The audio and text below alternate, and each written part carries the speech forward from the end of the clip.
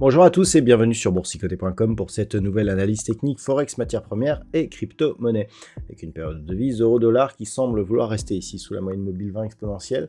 Et on était revenu au contact de cette zone et malgré le fait que l'on reste ici au-delà des 1.0360, il nous semblerait que cette moyenne mobile 20 exponentielle continue à agir comme une zone de résistance.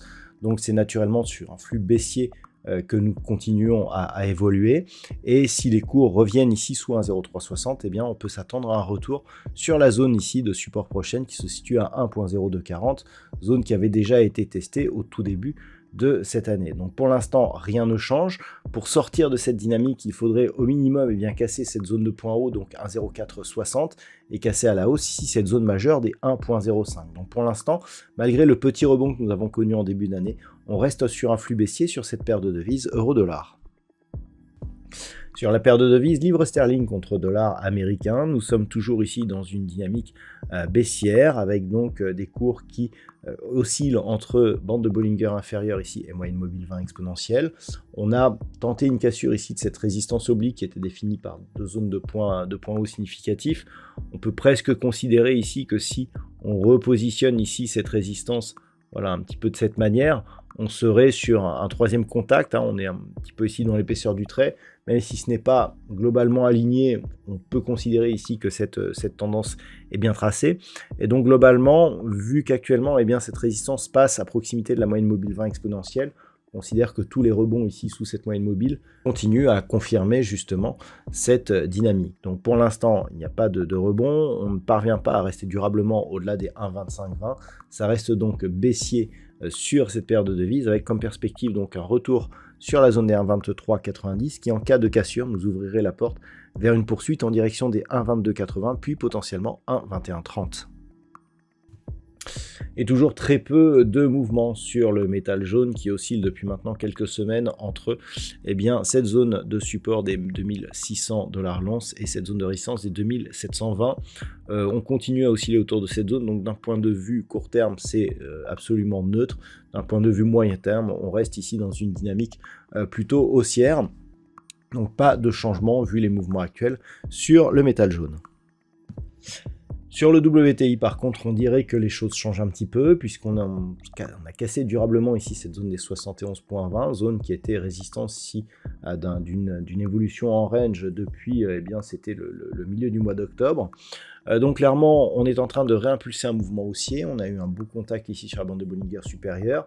Auparavant, la moyenne mobile 20 exponentielle était confirmée comme zone de support. Donc c'est plutôt un mouvement haussier qui est en train de se construire. Alors, pour l'instant, on bute ici sur 74, donc on a une petite tendance.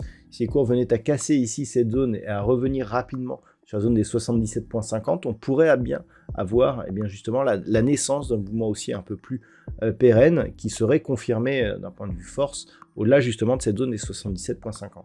Donc pour l'instant, on n'en est qu'au début, c'est les prémices ici d'un mouvement, mais c'est à surveiller puisque la rupture ici pérenne de cette zone des 74.20 pourrait nous donner